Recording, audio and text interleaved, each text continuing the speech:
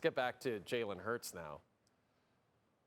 Does this fall on his feet, or this can't just be a Jalen Hurts issue? It's not. It's not just a Jalen Hurts issue, Jay, but when I look at this game today, they have a run game, they being the Philadelphia Eagles. Barkley had a solid day on the ground.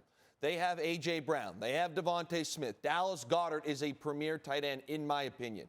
Okay? And then you look at Brock Purdy. Oh, and they have a great defense. Then you look at Brock Purdy, a guy you should outduel. Brock Purdy has literally no one outside of CMC. Kittle blows his Achilles. Yep. His best receiver, Pearsall, not playing. Who are we throwing to? We're throwing to Juszczyk.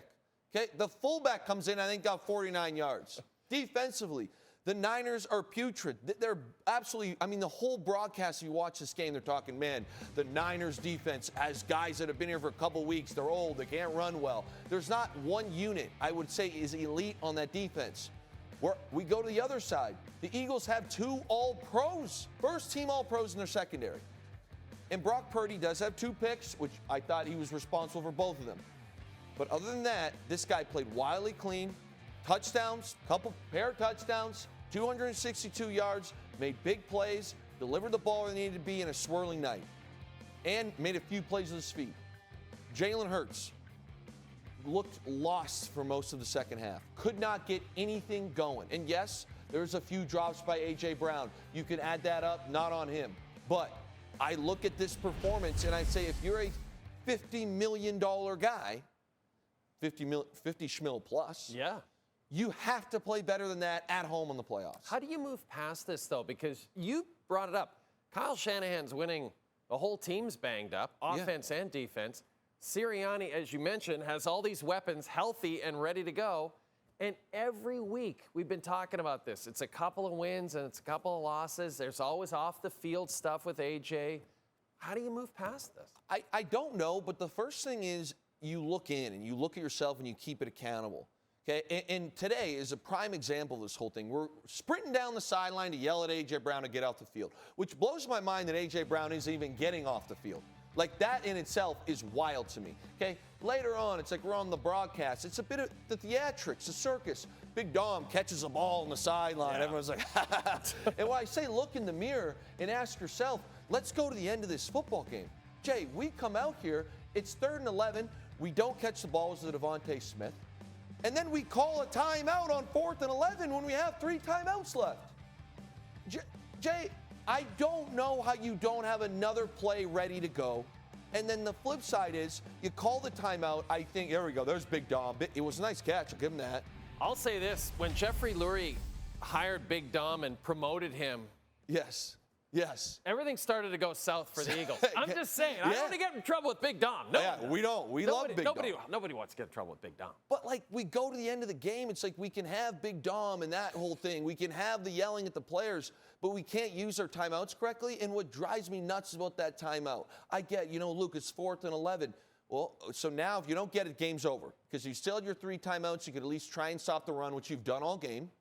But what drives me nuts is after going into the huddle, talking about what play they're going to do, they run 2-by-2, 4 verts, and try and jam a ball into triple coverage. We needed a timeout for that? Yeah. Jay, I have 18-year-olds in the London Junior Mustangs who can run that play. I'm being serious. One word.